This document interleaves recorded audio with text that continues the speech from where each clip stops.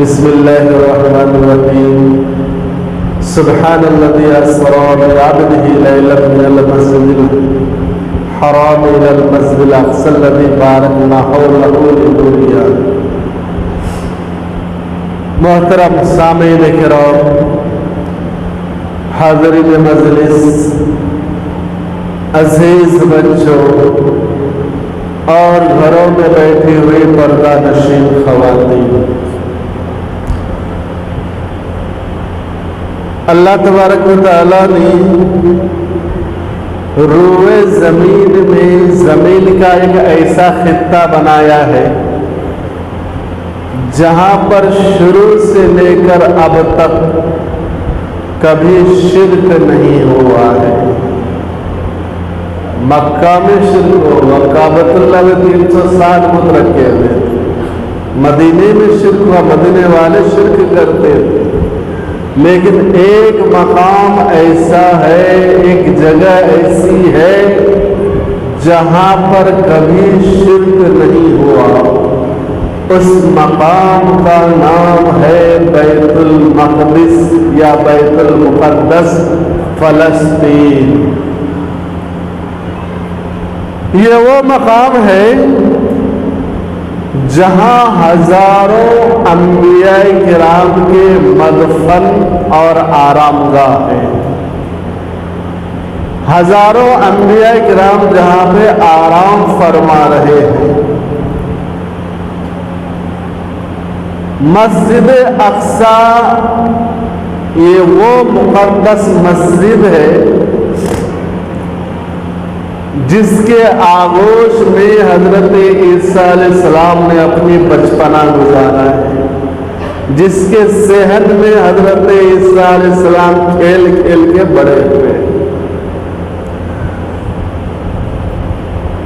جس کی ایک کوٹری میں حضرت مریم علیہ السلام اللہ تعالیٰ کی ریاضت و عبادت کرتی تھی. اس کے بعد اللہ تبارک تعالیٰ حضرت مریم کے رحم میں عیسیٰ علیہ السلام کو رکھا. بن باپ کے عیسیٰ علیہ السلام پیدا ہوئے. بہت سارے انبیاء کرام کے مدفون ہے یہ وہ مقام، کبھی یہاں پر شرک نہیں ہوا ہے. اس مقام پہ اللہ تبارک و تعالیٰ کا نظر خاص کرم اور عنایت ہے. ہمارا قبلہ اول ہے. پہلے مسلمان بھی ادھر ہی قبلہ کر کے نماز پڑھتے تھے. پتہ نہیں کب سے، شاید شروع سے وہی سب کا قبلہ رہا ہے. مسلمانوں کا بھی، نبی کریم صلی اللہ علیہ وسلم کا بھی شروع میں قبلہ ادھر ہی رہا ہے. مکی دور میں پورا 13 سال، مدنی دور میں قریب 1.5 سال یا 2 سال تک آپ صلی اللہ علیہ وسلم مسجد اقصی کی طرف قبلہ بنا کر کے نماز ادا کیا ہے. پھر بعد میں اللہ تبارک و تعالیٰ کا حکم ہوا، نبی کریم صلی اللہ علیہ وسلم کی چاہت تھی، آپ کی تمنا تھی، آپ کی آرزو تھی میرا قبلہ کعبۃ اللہ ہو جائے. تو اللہ تبارک و تعالیٰ نے نماز میں ہی حکم دیا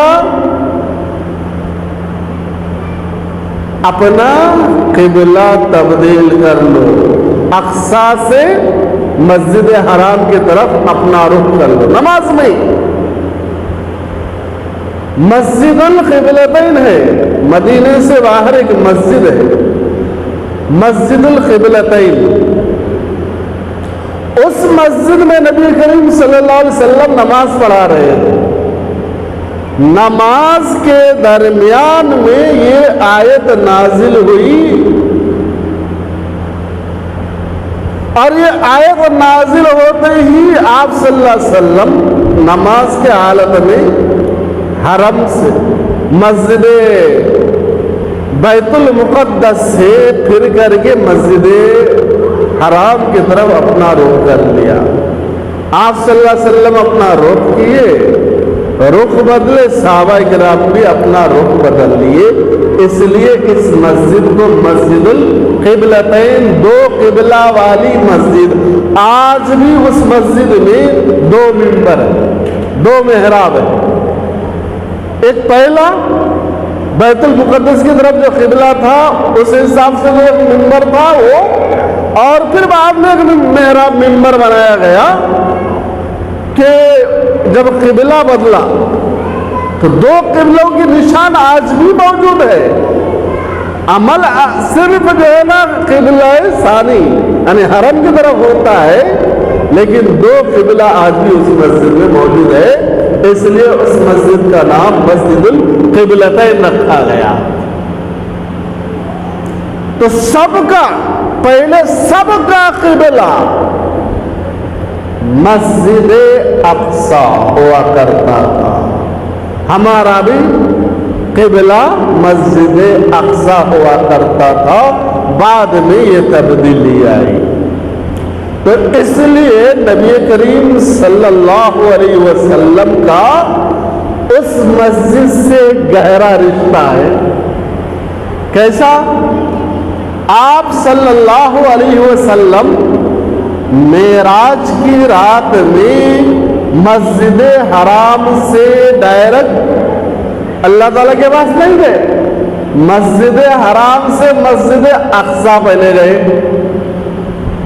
مسجد اقصی آپ صلی اللہ علیہ وسلم تشریف لے گئے، وہاں پر آپ نے 2 رکعت نماز ادا کی، جس کی قیادت میں آپ صلی اللہ علیہ وسلم کے پیچھے تمام انبیاء کرام تھے اور بہت سارے فرشتے تھے۔ آپ صلی اللہ علیہ وسلم وہاں پر نماز پڑھائے، پھر وہاں سے آپ صلی اللہ علیہ وسلم کی سفر کا دوسرا حصہ شروع ہوا۔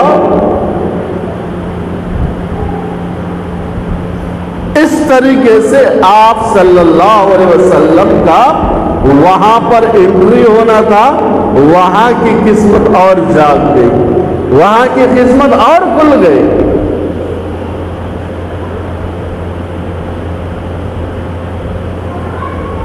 وہاں کے لوگوں میں، فلسطین کے لوگوں کا جو ایمان ہے، اس کے ایمان کے سامنے ہمارے بڑے بڑے جبوں قبوں کی، بڑے بڑے داڑھی رکھنے والوں کی، بڑے بڑے تسبیحات پڑھنے والوں کے ایمان پھیکا ہے۔ شاید نبی کریم صلی اللہ علیہ وسلم کے دعاؤں کا اثر ہے۔ آج زمانہ ٹک ٹاک کا ہے، ہمارے بچے ٹک ٹاک کھیلتے ہیں، فلسطین کے بچے اعلیٰ تعلیم حاصل کرتے ہیں، وہ تسبیح پڑھتے ہیں۔ ہمارے بچے موبائل میں ہمیشہ 2 4 5 گھنٹے برباد کرتے ہیں۔ فلسطین کے بچے ذکر، تلاوت، قرآن یہ سب کرتے ہیں۔ اس کے چھوٹے چھوٹے بچوں کے اندر ایمان کی جو چنگاری ہے، آج کل کی تو ویڈیو آ رہی ہے، آپ دیکھ رہے ہوں گے، چھوٹی چھوٹی بچیاں کس طریقے سے ان کے بڑے بڑے ٹینکوں اور جہازوں کے سامنے کھڑے ہو جاتے ہیں، کس طریقے سے وہ اپنا ہمت، حوصلہ، جذبہ دکھاتے ہیں۔ فلسطین کے نوجوان بچے اور بچیاں، ان کا ایک ہی ایمان ہے، ان کا ایک ہی ایمان ہے، اس بات پر ان کا پکا ایمان ہے، بچ گئے تو مجاہد، مر گئے تو شہید، موت سے کیا ڈرنا، وہ موت سے نہیں ڈرتے، وہ ایک دوسرے کے خیر خواہ ہیں، ایک دوسرے کے ہمدرد ہے، ہمدردی اس کے اندر کوٹ کوٹ کے بھری ہوئی ہے۔ یہ ظالم قوم اسرائیل، یہود کے ناجائز اولاد، یہود یہ ایسی قوم گزری ہے، قرآن اور حدیث سے معلوم ہوتا ہے سب سے بدترین قوم گزری ہے۔ حالانکہ اللہ تعالیٰ کے انعامات احسانات بہت زیادہ ہیں اس قوم پر، بہت انعامات اللہ تعالیٰ نے اس قوم پر کیا، بہت زیادہ انعامات کیا۔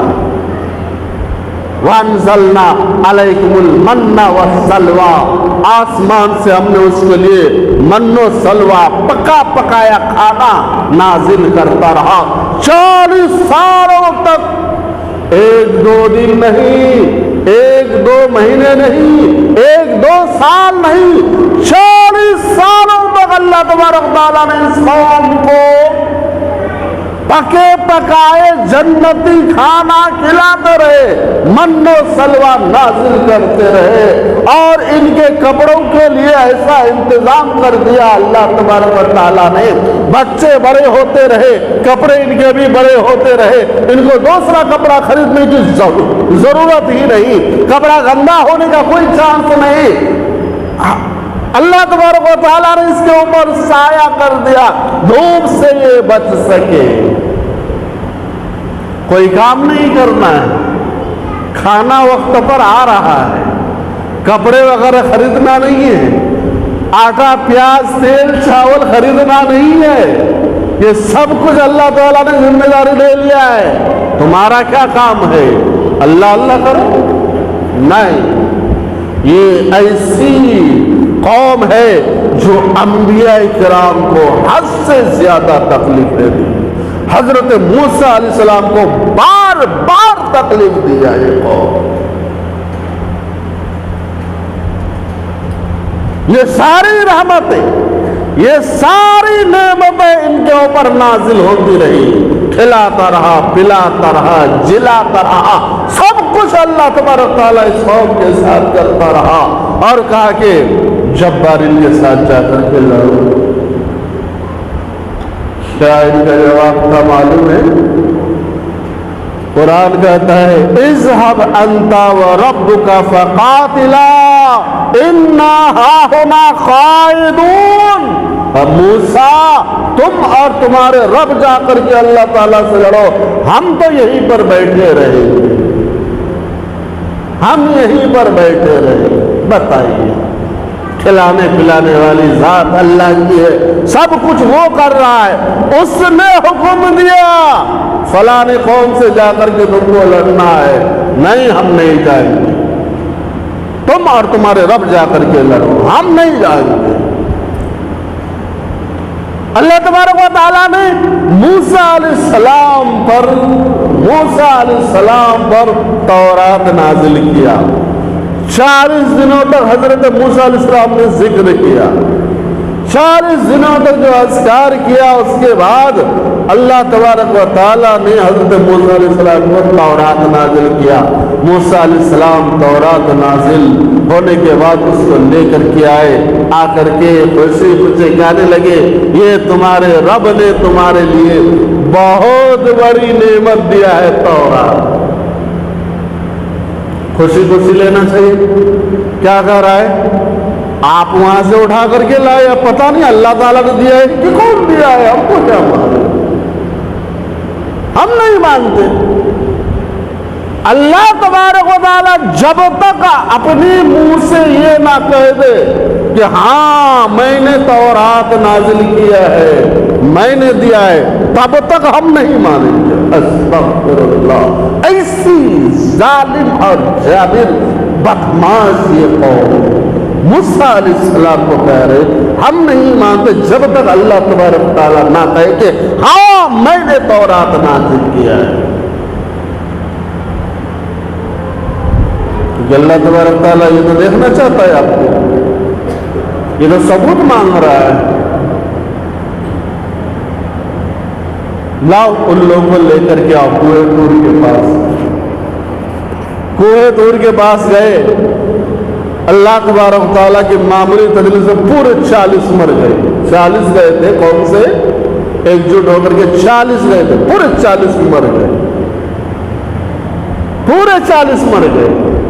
اب موسیٰ علیہ السلام کہ اللہ تبارک و تعالیٰ اگر آپ چاہتے تھے ان کو وہی پہلے ہی ہلاک کر سکتے تھے، یہاں پر ان کو آپ نے ہلاک کیا، اب میں اگر واپس جاؤں گا تو قوم کہے گی کہ موسیٰ تم نے لے کر کے ان کو مار دیا، موسیٰ تم نے ان سب کو لے کر کے، یہ قرآن میں پورا واقعہ، موسیٰ تم نے ان سب کو لے کر کے مار دیا، اللہ تعالیٰ یہ تو میرے پیچھے پڑ جائے، مولا ان کے گناہوں کو معاف کر دے اور ان کو زندہ کر دے۔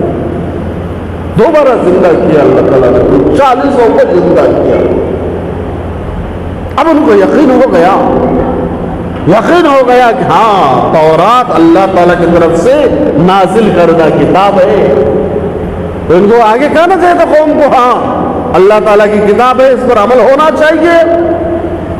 اب یہ 40 جب مر کے زندہ ہو کر کے قوم میں آیا، ان کا کام تھا اگر یہ کہنا تھا ہاں تورات آسمانی کتاب ہے، اللہ تعالیٰ نے ہمارے پیغمبر موسیٰ علیہ السلام پر نازل کیا ہے، ہم سب کو اس پر عمل کرنے کا حکم دیا ہے۔ اب قوم میں آ کر کے جھوٹ بول رہے، ہاں کتاب تو اللہ تعالیٰ کی طرف سے ہے لیکن اختیار دیا ہے جس میں چاہو تم عمل کرو اور جو تم سے نہیں ہوگا عمل مت کرو۔ جھوٹ بول رہا ہے، آگے جھوٹ بول رہے آ کر کے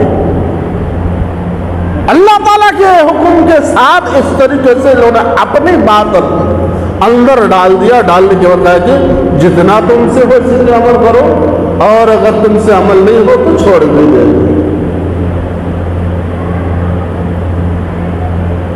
اتنی نعمتیں ہیں اس قوم پر ہم شمار نہیں کر سکتے، لیکن اتنی بدمعاشیاں، اتنی بدتمیزیاں، اتنے نافرمانیاں ہیں اس قوم کی، وہ بھی ہم شمار نہیں کر سکتے۔ موسیٰ علیہ السلام کوہ طور گئے، بچڑا کو ان لوگوں نے بھگوان بنا لیا، اللہ بنا لیا، نعوذ باللہ۔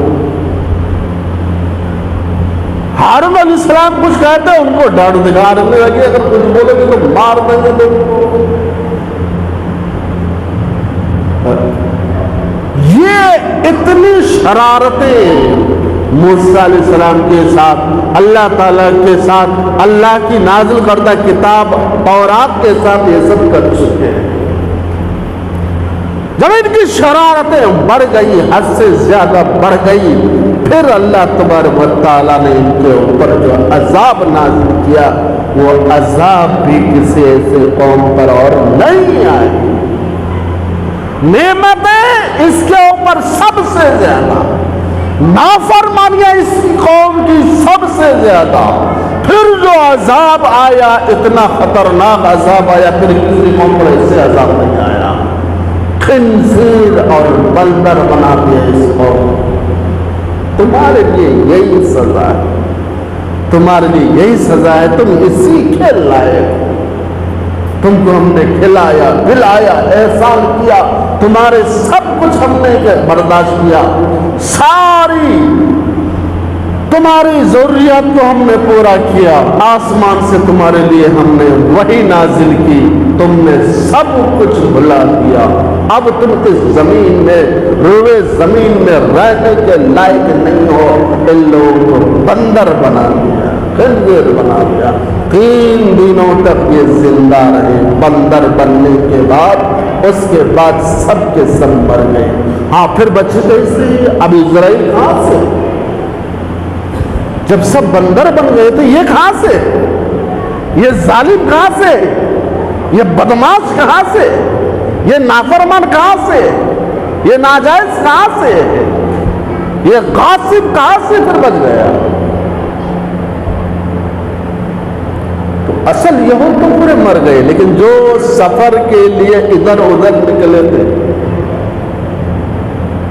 کوئی ملک شام، کوئی حجاز، کوئی روم، کوئی ایران، جو گئے تھے سفر میں گئے تھے وہ سب بچے، باقی جتنے بھی تھے یہاں پر فلسطین میں، ان کے آس پاس مصر میں، ان کے آس پاس سب کے سب ختم ہو گئے۔ سب کو اللہ تبارک و تعالیٰ نے اتنی ذلت کے ساتھ موت دیا. رحمتیں اس کے اوپر سب سے زیادہ نازل کیا، لیکن نافرمانیاں ان کی سب سے زیادہ ہوئی تو اللہ تبارک تعالیٰ نے موت بھی سب سے خطرناک دیا ہے. فلسطین کے اوپر ان کا جو قبضہ ہے، اب اندازہ کیجیے، ایک شخص ہم کو رہنے کے لیے گھر دیتا جب ہم بے گھر ہوتے، ہم بے گھر ہیں، کوئی ہم کو رہنے کے لیے گھر نہیں دیتا. ایسے وقت میں ایک شخص ہمارے اوپر احسان کرتا ہے کہ ہمارے گھر میں رہ لو. اس شخص کے ساتھ ہمارا کیسا برتاؤ ہونا چاہیے؟ اس کی شکریہ ادا کرنا چاہیے نا، اس کی فرما برداری کرنا چاہیے نا، اس کی تو ہر حال میں ہم کو ہر حکم ماننا چاہیے. لیکن یہ ایسی ناپاک ذلیل قوم ہے. جب ہٹلر نے ان سب کو مار مار کر کے 60 لاکھ یہودیوں کو مارا، ہٹلر، ان کی چال ہی ایسی ہے، ان کی بدماشی ایسی ہے. جرمنی میں 60 لاکھ یہودیوں کو ہٹلر مارا، باقی اپنے جان بچانے کے لیے وہاں سے بھاگے. اگر وہ بھی مل جائے تو ہٹلر اس کو بھی نہیں چھوڑے. یہ سب اپنی جانوں کو بچانے کے لیے وہاں سے بھاگ گئے، کوئی بری راستے سے، کوئی بحری راستے سے بھاگ گئے. ایسے میں ملک کا چودھری، دنیا کے چودھری سپر پاور امریکہ سے بھی یہ لوگ مدد مانگنے گئے، ہم کو پناہ دی جائے، ہم کو رہنے کی اجازت دی جائے. امریکہ نے کیا کہا ہے معلوم؟ امریکہ نے اپنے زمین میں اس کو اترنے تک نہیں دیا، وہیں سے ان لوگ کو واپس کر دیا، تم یہاں سے جاؤ. آج وہ چودھری بنا پھر رہا ہے، نصیحت کرتا پھر رہا ہے. امریکہ آج نصیحت کرتا پھر رہا ہے، اسرائیل کی سپورٹ کر رہا ہے. اس کی تاریخ بھی اتنی ہی گندی ہے امریکہ کی. جس وقت ان کو ضرورت تھی اس وقت امریکہ نے اس کی مدد نہیں کی، اس وقت اس کو ہٹال دیا وہاں سے، تم یہاں پر نہیں آنا، جدھر سے آئے تو ادھر چلے جاؤ. یہ بھیک مانگتا ہوا مصر گئے. ہم کو صرف رہنے کے لیے، ہم کو زندگی گزارنے کے لیے، زندہ رہنے کے لیے تھوڑی جگہ دی جائے. فلسطین انسانیت کے ناطے اس کو بسنے دیا، انسانیت کے ناطے، انسانیت کی حفاظت کرنے والی قوم مسلمان، اسلام، ایمان، انسانیت کے ناطے اس قوم کو، اس ذلیل قوم کو فلسطین نے جگہ دیا. لیکن اس بدماش قوم نے کیا کیا؟ پھر اپنی بدماشی شروع کر دی، اپنے ناپاک ارادے پھر سے شروع کر دیا. جیسے اس کی فطرت ہے، ناپاکی کرنا، بدماشی کرنا، عیاری کرنا، دھوکہ دینا، جو ان کی فطرت ہے، اپنے فطرت کے مطابق پھر وہ چلنے لگا. فلسطین کی زمین کو تنگ کرنا شروع کر دیا. فلسطین میں اوپر ہی پچھلے 40 سالوں 70 سالوں تک تو اس نے خالی اپنی زمین کو بڑھاتا رہا. پچھلے 40 سالوں تک فلسطین کے اوپر مظالم کی انتہا کر دیا. رہنے کے لیے فلسطین نے گھر دیا، بار دیا، زمین دیا، جائیداد دیا. اب اس فلسطین کو یہ ٹارگیٹ بنا رہا ہے اور اس کو پورا ہتھیانے کے چکر میں پڑا. اپنے دفاع کے لیے، اپنے ایمان کے دفاع کے لیے کوئی لڑ رہا ہے، اپنے ملک کی خاطر کوئی لڑ رہا ہے، اپنے قبلہ کے لیے کوئی لڑ رہا ہے. آپ اس کو دہشت گرد کرتے ہیں، آپ دہشت گرد کا اس کے اوپر فتویٰ جسما کرتے ہیں. آپ دنیا کی چودھری بن کر کے یہ کہتے ہیں کہ یہ دہشت گرد، وہ دہشت گرد، وہ دہشت گرد. عراق میں جس نے 16 لاکھ مسلمانوں کو مارا وہ دہشت گرد نہیں ہو سکتا. افغانستان میں جس نے 9 لاکھ مسلمانوں کو مارا وہ دہشت گرد نہیں ہوگا؟ سیریا لیبیا میں مسلمانوں کے خونوں کے ساتھ ہولی کھیلنے والا دہشت گرد نہیں؟ تم دہشت گرد نہیں، تم مسلمانوں کو جہاں چاہو جیسے چاہو مارو، تم دہشت گرد نہیں۔ مسلمان اپنی حفاظت کے لیے، اپنے بقا کے لیے، اپنے تحفظ کے لیے لڑے، وہ دہشت گرد۔ تم کون ہوتے ہو فیصلہ کرنے والے؟ فیصلہ کرو گے تو برابر کا فیصلہ کرو، ورنہ اپنے فتویٰ دوسروں پر چسپاں کرنے کی تم کو ضرورت نہیں۔ تمہاری تاریخ ہے امریکہ، تمہاری تاریخ ہے، تم صرف اپنے مفاد کو دیکھتے ہو، کسی کی مفاد کو تم نہیں دیکھتے، ہمیشہ تم اپنے مفاد کو دیکھتے ہو۔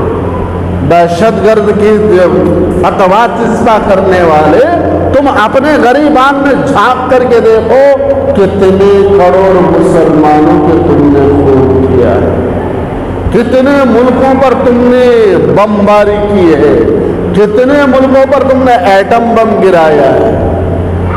تم اپنے کالے سچ کو چھپانے کے لیے ہمارے اوپر فتویٰ داغو گے، یہ تمہارا فیصلہ ہم قبول کرنے والے نہیں۔ آج پوری کفر ایک ساتھ جم گئی ہے، پورے کفر قوم، اسلام کے علاوہ جتنے قوم ہے سب ایک ساتھ جمع ہوا ہے، سب کہہ رہے اسرائیل پر ظلم ہو رہا ہے، اسرائیل پر ظلم ہو رہا ہے، اسرائیل پر ظلم ہو رہا ہے۔ اسرائیل نے جو 40 سالوں تک ظلم کیا، 4 مہینے کے بچوں کو اس نے شہید کیا، 4 مہینے کے دودھ پیتے بچوں کو اس نے مارا، ماؤں کے بالوں کو پکڑ کر کے گھسیٹا، بوڑھوں کو اس نے بے عزت کیا، ان کو مارا پیٹا، اور دنادن فائرنگ کر کے جس کو چاہا مارتا گیا۔ یہ ظلم نہیں ہے، یہ ظلم نہیں ہے۔ ظلم کس کا نام ہے؟ دہشت گردی کا معیار کیا ہے؟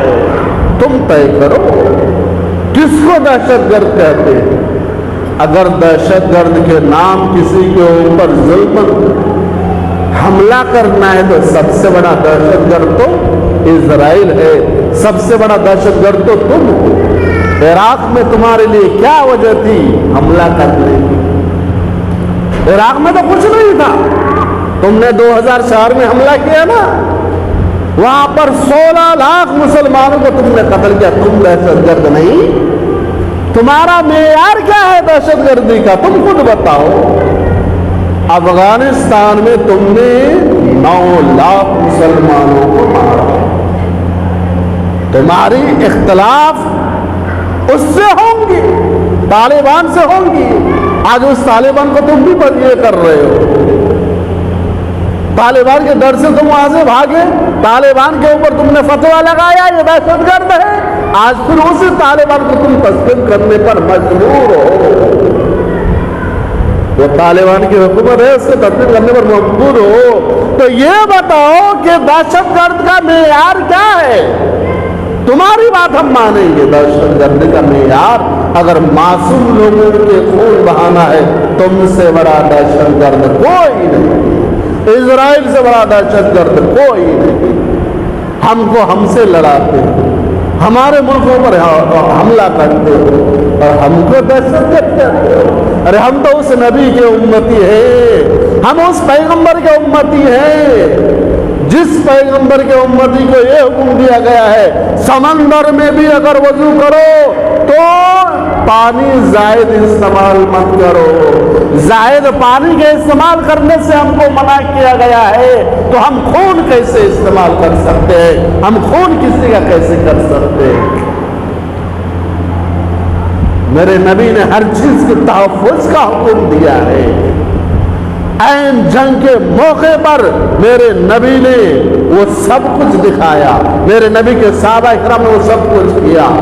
ایک صحابی ہے جنگ احد میں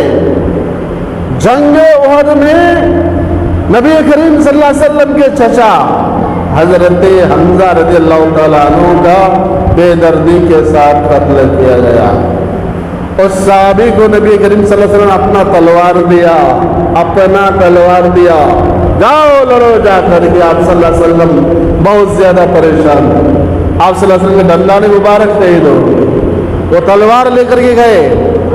आप सल्लल्लाहु अलैहि वसल्लम के चचा को कत्ल कराने वाली हिंदा, अबू सुफियान की बीवी हिंदा, वो हिंदा उस सहाबी के बिल्कुल सामने, अगर आप सल्लल्लाहु अलैहि वसल्लम के उस तलवार से वो सहाबी एक मर्तबा वार करते, हिंदा का सर कट करके दूर जा करके गिरता।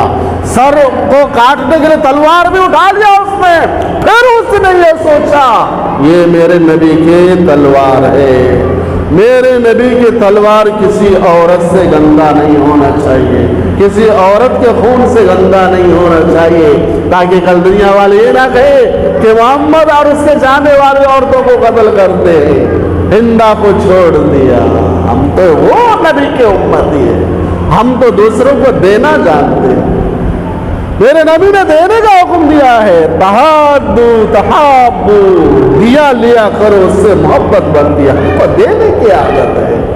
तो आज जिस तरीके से पूरी इस्लाम को छोड़ करके जितनी कौम है सब एक हो चुके हैं, लेकिन मुसलमान आज भी एक नहीं, आज भी एक नहीं है।